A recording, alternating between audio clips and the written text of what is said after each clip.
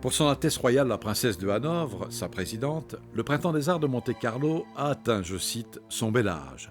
Ce festival, devenu familier, a su se rendre indispensable. Indispensable car il perpétue la mémoire de la princesse Grace qui, au début des années 80, avait rêvé ce rendez-vous comme pouvant être un haut lieu de culture, fait de rencontres et de fêtes partagées. Pour le concert d'ouverture de cette 30e édition, Marc Monet, le directeur artistique du Printemps des Arts, avait invité l'Orchestre Philharmonique Royal de Liège, 100 musiciens sous la direction de leur chef, le Viennois Christian Arming.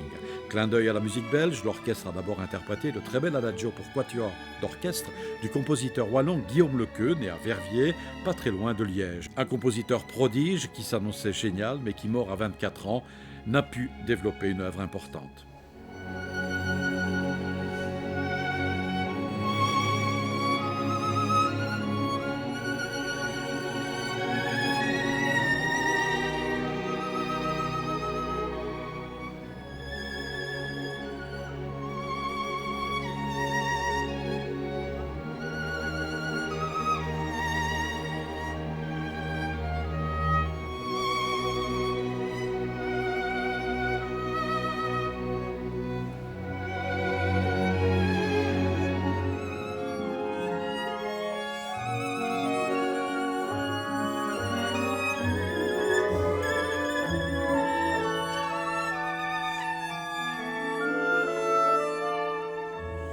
Lorenzo Gatto, jeune violoniste belge de 27 ans, était le soliste du très beau concerto pour violon d'Alexandre Glazunov, avant que n'éclate dans la salle Kreisberg de l'auditorium Régnier 3 la puissance de la symphonie numéro 2 d'Alexandre Scriabine, un compositeur russe à qui le Printemps des Arts cette année consacre un portrait.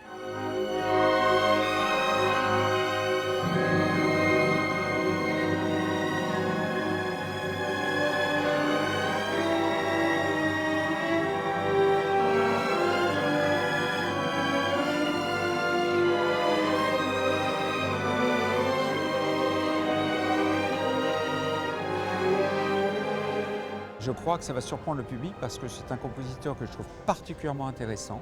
D'abord, c'est un langage qui est très atypique. C'est un monsieur atypique, de toute façon. C'est quelqu'un d'assez mystique.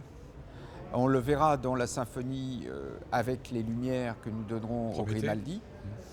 C'est quelqu'un qui a recherché un petit peu une métaphysique de la musique. Et il était en plus tout à fait hostile à utiliser par exemple la musique populaire russe, puisqu'il était russe bien entendu.